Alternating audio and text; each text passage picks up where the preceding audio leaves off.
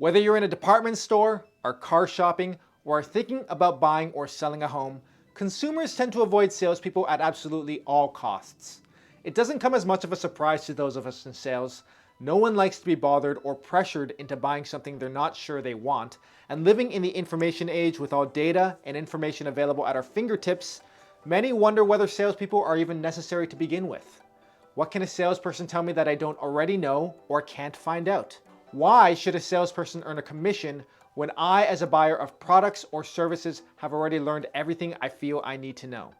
In today's video, I'm going to talk about why in real estate you should hire or at minimum consult with a knowledgeable and trustworthy realtor when you buy and especially when you sell, and why you should be wary of studying sales data too closely. In 2007, I was an intern at Research in Motion, which for those of you who don't remember were the makers of the BlackBerry, and RIM was at their pinnacle as leaders in the telecommunications industry.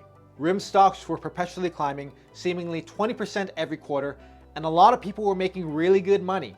I hopped on the bandwagon in 2008 and purchased about $1,500 of shares, which was the first time I had purchased any stocks, and this was done with money that I otherwise would have set aside to pay for my final year of university. A few weeks after I bought, the share price rose another 15%, and I felt like a genius. I figured out investing. About 6 months later, the share price dropped about 40% in value, and I didn't know what the heck happened. Earnings were still strong, the company had no debt, RIM was still the leader of the industry. What was I missing? I called into one of the quarterly earnings calls and listened to the question the industry specialists and investment analysts were asking, and I quickly realized I had no idea what I was doing. I wasn't following other companies in the telecommunications industry, what technologies were being developed, how different advancements of other tech firms affected the market positioning of RIM, all of which form the basis for why investors decide to buy or sell in the industry. Frankly, I wasn't really interested in any of it, but it was a good lesson for me to realize 3 things. First, that I didn't know what I didn't know, and it's so easy to get a false sense of confidence from looking at some data points on a graph, assuming the trend will always point upwards. Second, that it's easy to make money when markets are perpetually rising, and it's easy to lose money when markets are either flat or are falling. And third, that markets are driven less by the performance of the asset than by the sentiments and feelings towards the investment.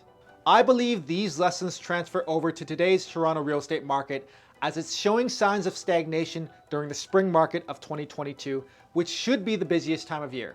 So let's break this down, and I'll tell you why you absolutely should work and consult with a knowledgeable and trustworthy realtor. Those words are key, as not all realtors are knowledgeable. Many part-timers do 1 or 2 deals a year to top up the salary from their day job and don't spend very much time touring homes, studying changes in the market, or negotiating.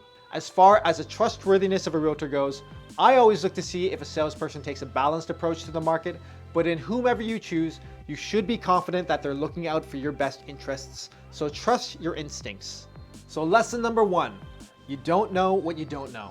House Sigma is awesome for showing sold home prices, but even if you're an engineer or statistician or just a fast learner, the knowledge you can build studying home prices in your neighborhood during your off hours is still considerably lower than the understanding of what most active, full-time realtors will have from touring homes on a weekly basis, watching new and sold listings on a daily basis across the GTA and across different price points, seeing the number of offers and the distribution and offer prices in their listings, and from the years of experiencing market shifts, changes in seasonality, bank interest rates, and other events that can affect the market. Of the realtor skeptics, I more often find that first-time home buyers and investors are unconvinced of their need for a realtor. If you're a buyer looking for a deal, waiting for things to bottom out, there's a good chance you'll miss the bottom and end up back in the middle or the top, as you won't have the eyes to watch as closely for the signs of a changing market. The market can and often does change on short notice within a matter of a couple weeks as opportunities dry up. I do sometimes come across skeptic sellers as well. Last fall, my mother's neighbor who lived on the waterfront sold his home in a private sale and told me that it was a relief to save on the realtor's commissions. When he told me how much he sold his property for, I knew he left at least $1 million on the table. Waterfront properties don't often come up for sale in his neighborhood, so his reference for data points were likely a few years old, and him having no knowledge of market conditions at the time meant he lost over $1 million to save about $150,000 in commission fees, which is an absolute net loss.